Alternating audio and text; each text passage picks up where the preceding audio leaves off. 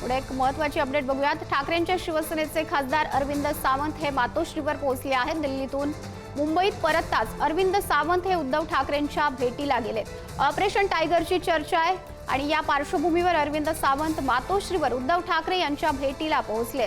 Operation टायगरच्या इंग्रजी वृत्तपत्राच्या बातमीत अरविंद सावंत यांचं नाव आलंय आणि या बातमी संदर्भात अरविंद सावंत संबंधित वृत्तपत्राला नोटीस पाठवणार असल्याची माहिती आहे। याच पार्श्वभूमीवर अरविंद सावंत हे मातोश्रीवर पोहोचलेले आहेत। उद्धव ठाकरे यांची मातोश्रीवर जाऊन ते भेट घेणार आहेत।